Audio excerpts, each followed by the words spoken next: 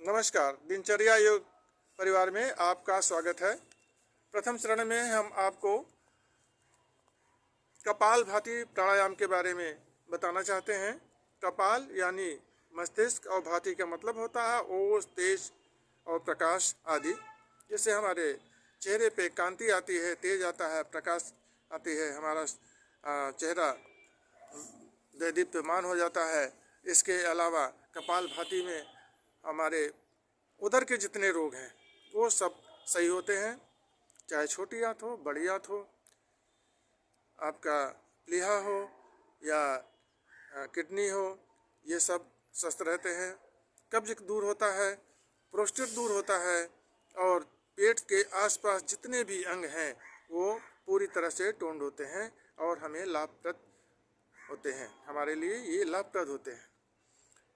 ये कपाल भाती प्राणायाम शरीर के जितने भी अंग हैं उनके लिए बहुत ही आवश्यक है।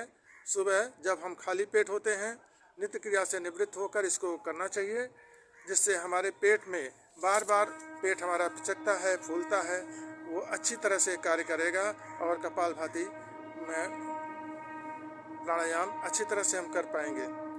कपाल भाती प्राणायाम हमारे शरीर के सारे अंगों को टोन्ड करता है।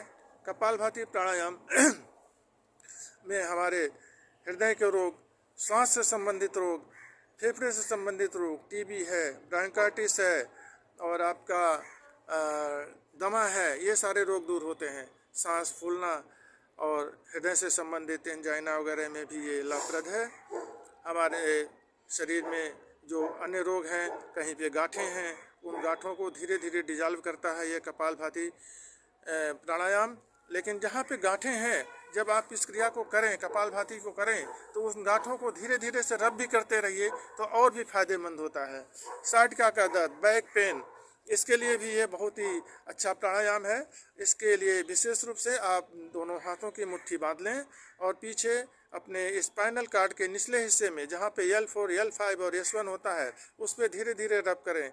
यकीन मानिए धीरे धीरे आपका ये बैक पेन भी सही हो जाएगा और साइटिका का दर्द भी धीरे धीरे सही होगा, क्योंकि साइटिका की नस जो होती है वो L4, L5 के बीच से निकल के हमारे कूल्हे में और इसके बाद टांगों तक और नीचे एड़ियों तक जाती है, जो भी बहुत ही कष्टप्रद होता है। ये आजमाया हुआ नुस्खा है, इसको आप लगातार करते रहेंगे तो बहुत जल्दी आपका साइटिका भी सही हो जाएगा, बैक पेन में भी लाभप्रद होगा। उदर रोग से संबंधित जितने भी रोग हैं, कब्ज है और पेट से संबंधित जितने रोग हैं, गैस है, एसिडिटी है, ये भी दूर होगा। मस्तिष्क रोग भी दूर होंगे और साथ ही साथ हमारे शरीर के जितने भी अंगों में जहाँ कहीं भी सूजन वगैरह है वो भी दूर होगी। अधिक जानकारी के लिए आइए एक बात और बताना चाहते हैं। इसको 1 सेकंड में एक बार सामान्य रूप से अगर आप सामान्य गति से करेंगे और आपको बीपी की शिकायत नहीं है तो 1 सेकंड में एक बार और 1 मिनट में 60 बार करिए, लेकिन लगातार कम से कम 5 मिनट तक करते रहिए। 15 मिनट डेली करना बहुत ही अच्छा है। अगर कोई आपको या किसी को असाध्य रोग है तो आधा घंटा करना चाहिए, सुबह शाम। अन्य जानकारी के लिए और इसको कैसे करते हैं आइए चलते हैं योगाचार्य इंदु श्रीवास्तव के पास। दिनचर्या योग परिवार में आप सभी का स्वागत है। आज हम आपको कपालभाति प्राणायाम करके दिखाते हैं कि कैसे किया जाता है कपालभाति प्राणायाम। कपालभाति प्राणायाम करने के लिए सबसे पहले सिद्धासन, सुखासन, पद्मासन बैठ जाइए। हम सुखासन में बैठे हुए हैं। हाथों की मुद्रा बना लीजिए। ये वायु मुद्रा है। इसमें अगर किसी को गांठों की प्रॉब्लम है, गांठों में दर्द है, तो वो हमेशा ऐसे वायु मुद्रा बना करके कपालभाति प्राणायाम करे तो अत्यधिक लाभदायक होता है।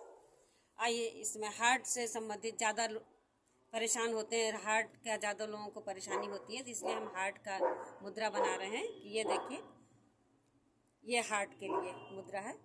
इससे हमारे हार्ट के अगर हर समय हम मुद्रा बनाकर इस तरीके से करते हैं तो हमारे हार्ट से संबंधित रोग सब दूर होते हैं। आइए कपालभाति प्राणायाम करते हैं, धीमी गति से करते हैं। जिसको कोई रोग है, जिसको कोई प्रॉब्लम है, वो इस तरीके से करेगा।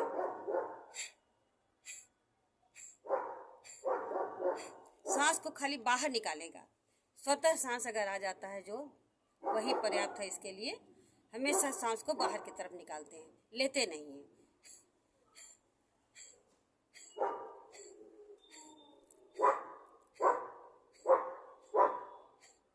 इस तरीके से करते हैं, धीरे धीरे, ज़्यादा तेज़ नहीं करना चाहिए अगर किसी को प्रॉब्लम है तो।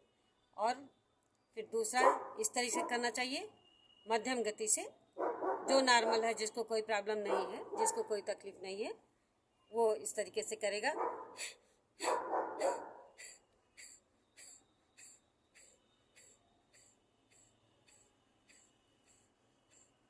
ऐसे करना चाहिए उसको। और जो यंग एज के हैं, जो बच्चे हैं, उनको कोई प्रॉब्लम नहीं है, वो तीव्र गति से भी इसको कर सकते हैं। तीव्र गति से कैसे करते हैं?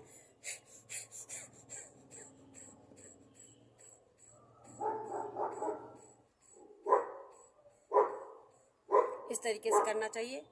कपालभाति प्राणायाम कम से कम 1 मिनट में 60 बार करना चाहिए। नॉर्मल जो यंग एज के हैं, जो अच्छे हैं बच्चे, जिसको कोई प्रॉब्लम नहीं है, उनको कम से कम 1 मिनट में 60 बार करना चाहिए। 1 मिनट में 60 बार करने से इस हिसाब से 5 मिनट में 300 बार हो जाता है।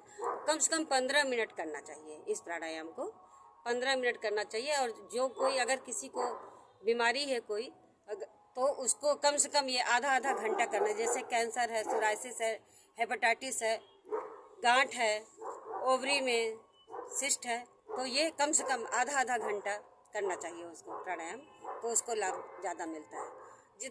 कहने को तो सभी लोग कहते हैं कि हम प्राणायाम करते हैं, कपालभाति प्राणायाम करते हैं, हमें कोई फ़ायदा नहीं है। लेकिन बात क्या है कि वो गलत ढंग से करते हैं। कपालभाति प्राणायाम हमेशा बाहर की तरफ सांस निकाल के करना चाहिए, अंदर नहीं लेना चाहिए। जबकि ज़्यादातर लोग कैसे करते हैं? गलत ढंग से करते हैं, पेट को अंदर की तरफ करते हैं। अंदर करने से कोई आपको लाभ नहीं होगा। आप करते रहिए, चाहे जितने दिन तक करिए, आपको कोई लाभ नहीं होगा। सही ढंग से प्राणायाम करने के लिए जो हम आपको तरीका बता रहे हैं, इसी तरीके से अगर आप करेंगे तो आपको बहुत ही ज़्यादा लाभदायक होगा।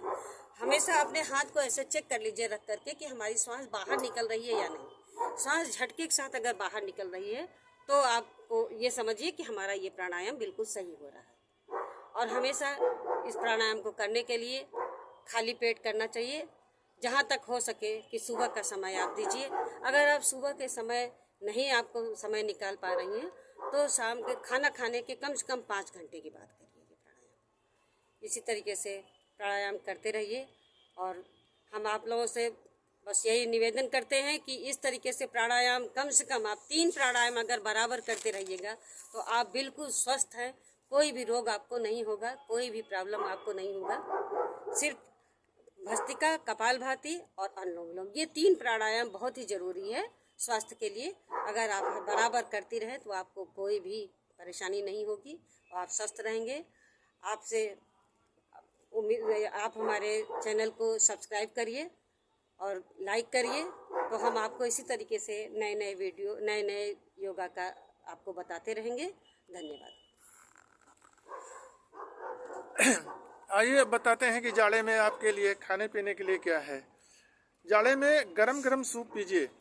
चाय पीना आवश्यक नहीं है, चाय तो नुकसान करती है, लेकिन आप गरम सूप पिएंगे। आप सब्जियां आजकल जाड़े में बहुत आ रही हैं, सब्जियों का स्टॉक बना लीजिए और उसको स्टॉक को सूप में डाल के पीजिए, बहुत ही अच्छा है स्वास्थ्य के लिए। और अब आपको बताते हैं आज का विचार। आज का विचार ये है कि अधिकांश लोग अधिक बोलना तो जानते हैं, लेकिन कम बोलना बहुत कम लोग जानते हैं। इसलिए कम बोलिए, सही बोलिए और शांत मन से बोलिए। गलत बोलना अच्छा नहीं है। अब अगले एपिसोड में आपसे फिर मिलेंगे, तब तक के लिए हमें आज्ञा दीजिए। और जाते जाते हमारे चैनल को सब्सक्राइब कीजिए, शेयर कीजिए और लाइक कीजिए अगर आपको अच्छा लगा हो तो, जिससे हम भविष्य में आपके साथ इसी तरह से वार्तालाप करते रहें और नई चीज़ें बताते रहें और आपस में प्रेम पूर्वक रहें।